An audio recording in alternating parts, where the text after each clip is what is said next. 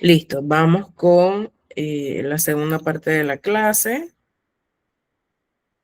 Como les había mencionado, pues son 3 temas, pero son temas súper cortitos: sistema digestivo, sistema cardiovascular y sistema respiratorio.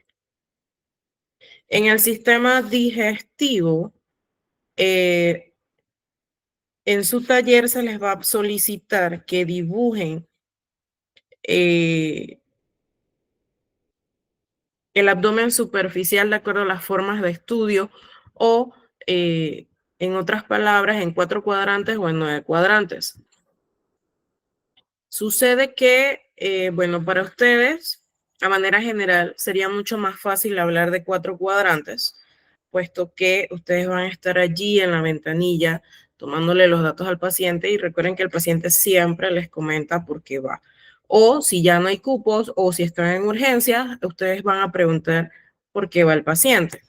Sí, a veces tenemos escasez de personal en los cuartos de urgencias y esto lleva al personal de salud a preguntar por qué el paciente asiste a consulta. Cuadrante superior derecho, cuadrante superior izquierdo, cuadrante inferior derecho, cuadrante inferior izquierdo. Por 9 cuadrantes es mucho más fácil estudiarlo, pero también es un poco más complicado para ustedes. De igual forma, pues deben conocer que uno puede expresar la anatomía abdominal de 2 formas distintas. ¿Qué tenemos acá? Aquí en esta imagen de la izquierda hemos retirado la piel, el tejido subcutáneo y los músculos. Entonces, si vemos un poquito más grande, podemos ver que hemos cortado aproximadamente 7 capas de tejido antes de llegar a obtener esta vista. Y lo único que nos vamos a encontrar entonces son los órganos de la cavidad abdominal, puesto que el abdomen no tiene un esqueleto protector como lo tiene el tórax. Si por su parte retiramos esta como cortinita llamada epiplón, que no es más que una grasita que cubre o que le da cierta protección a los intestinos, si la retiramos o si la levantamos, vamos a retraer un poquito el colon transverso y vamos a dejar al descubierto todas las porciones del intestino delgado. Si retiramos esos órganos, entonces quedamos con la cavidad retroperitoneal. Todo esto que estamos viendo es cavidad abdominal o cavidad peritoneal. Y esto que está acá es la cavidad retroperitoneal. Aquí ya hemos retirado todos los órganos, y solamente nos quedan los grandes vasos y los riñones. Entonces el riñón se convierte en el único órgano retroperitoneal. Acá entonces en la imagen de la izquierda podemos ver todos los componentes del sistema digestivo. No sé por qué esta no tiene movimiento. Bueno, el sistema digestivo empieza en la cavidad oral, los dientes, la lengua, pasa a la orofaringe, al esófago, por el tórax, y de allí entonces a los órganos de la cavidad abdominal. En esta imagen lo que íbamos a ver, que no sé por qué no se reproduce, es que cuando ingerimos, masticamos, combinamos la comida con saliva y formamos el bolo alimenticio, al cual baja hasta el estómago, se combina con los jugos gástricos, se convierte en quimo y pasa entonces a la primera porción del intestino delgado llamada duodeno, donde se va a mezclar con la bilis de la vesícula biliar y los jugos pancreáticos del páncreas. Allí se convierte entonces en quilo en el intestino delgado, empieza a absorberse los nutrientes y la mayor cantidad de agua pasa al ciego, que es la primera porción del intestino grueso, y allí entonces solamente es absorción de agua hasta que se forman las heces y se eliminan. Como les mencionaba, pues en cavidad oral tenemos los dientes, la lengua, las glándulas salivares. Tenemos entonces el estómago, el hígado, la vesícula biliar, y esto que está aquí en moradito es el único órgano de la cavidad peritoneal o de la cavidad abdominal que no tiene nada que ver con el sistema digestivo. Es el vaso. Lo que les mencionaba de la vesícula biliar con su colédoco, el páncreas con su conducto pancreático, la primera porción del intestino delgado llamada duodeno, la segunda porción yeyuno y la tercera porción ilion, que es anastomosa ciego, correspondiendo a la válvula iliocecal. El ciego sería la primera porción del intestino grueso. Acá tenemos el apéndice, que su única función es tratar de matarnos una vez en la vida. No, no es cierto. El apéndice cecal produce moco. Ese moco facilita el transporte de las heces o de los desechos a través del intestino grueso. Procedemos al colon ascendente, el colon transverso, el colon descendente, el sigmoides, el recto y el ano. En el sistema cardiovascular, entonces vamos a tener usualmente en color rojo las arterias y en color azul las venas. También tenemos capilares y el único punto de la anatomía del cuerpo donde la composición de oxígeno cambia sería en la circulación pulmonar, la que va corazón, pulmón, pulmón, corazón, donde las arterias van a llevar sangre sin oxígeno y las venas son las que van a llevar sangre con oxígeno. En el resto del cuerpo, entonces, arteria lleva sangre con oxígeno, vena lleva sangre sin oxígeno. Acá tenemos entonces las partes de los vasos sanguíneos. Las arterias son tubos un poco más rígidos, tienen unas capas que la hacen un poquito redondeada, mientras que las venas, sus capas son mucho más delgadas, su túnica media o muscular es mucho más delgada y pueden perder fácilmente su aspecto tubular. ¿Qué hay dentro de los vasos sanguíneos? Pues células vivas. Tenemos los eritrocitos que tienen forma de disco, usualmente son achatados en el centro. Tenemos los glóbulos blancos, que son las células de defensa, y tenemos las plaquetas que evitan que nos desangremos.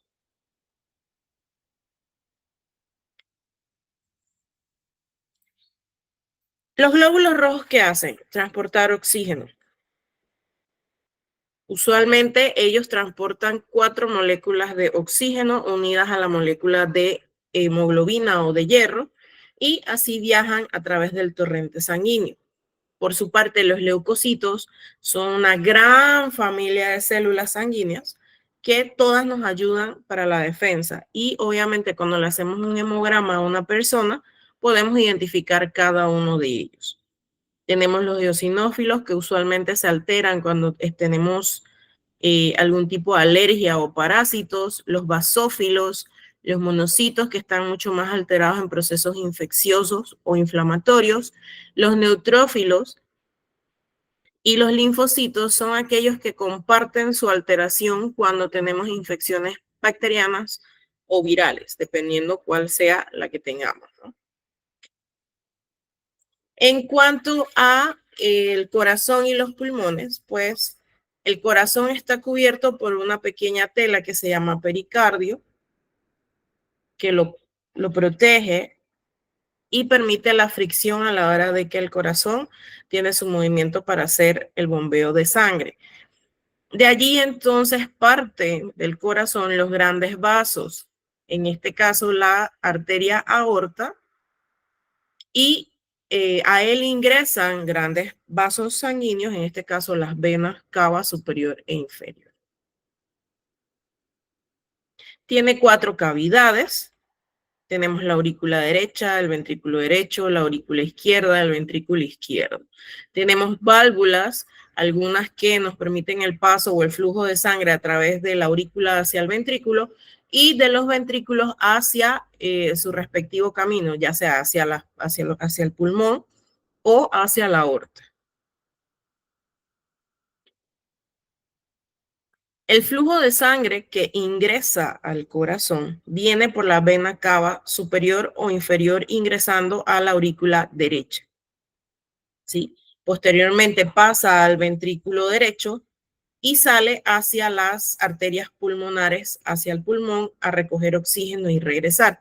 Cuando regresa, entonces va a regresar por las venas pulmonares hacia la aurícula izquierda pasa al ventrículo izquierdo y sale por esta válvula que está aquí escondidita hacia la aorta. Y de allí entonces es distribuido hacia arriba, hacia el cráneo, o hacia abajo, hacia el resto del cuerpo.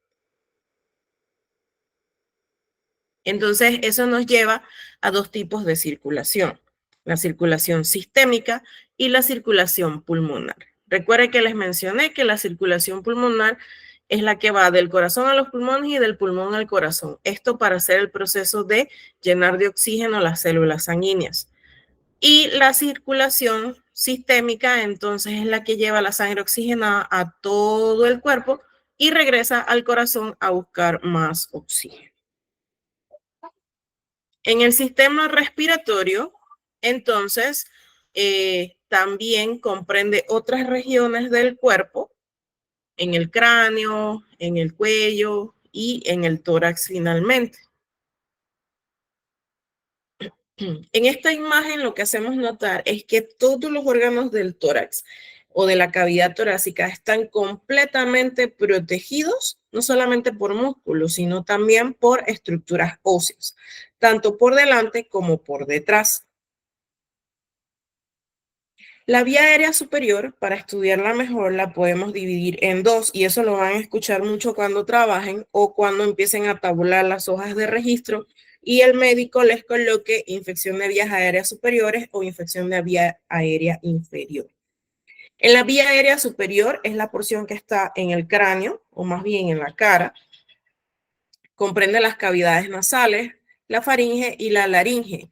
El punto divisorio entre la vía aérea superior y la vía aérea inferior, usualmente lo pregunto mucho en los exámenes o lo pongo en los talleres, son las cuerdas vocales que están ubicadas justo en esta porción en la laringe. De ahí hacia abajo, entonces, empieza la vía aérea inferior, empezando con la tráquea. Están los bronquios principales, derecho e izquierdo, los bronquiolos y los lóbulos pulmonares. Acá está entonces la tráquea, los bronquios principales, derecho e izquierdo, y los bronquiolos o bronquios lobulares, dependiendo de cuántos lóbulos del pulmón tengamos. ¿Qué sucede? Que anatómicamente nuestros pulmones no son iguales. El pulmón derecho va a tener tres porciones: un lóbulo superior, un lóbulo medio y un lóbulo inferior, mientras que el pulmón izquierdo solamente va a tener un lóbulo superior y un lóbulo inferior. La diferencia está porque nuestro corazón está ubicado justo en esa posición hacia la izquierda. Entonces yo estoy sacrificando un lóbulo pulmonar para tener el corazón espacio. Aquí es donde se da por fin la circulación sanguínea intrapulmonar, el intercambio gaseoso en los alvéolos. Recordemos que la sangre viene sin oxígeno por la arteria pulmonar, hace su intercambio dentro de los alvéolos y sale por las venas, por las arterias pulmonares. Ok, listo. Esta sería entonces la bibliografía que vamos a usar o que hemos utilizado para esta clase. No sé si tienen alguna consulta.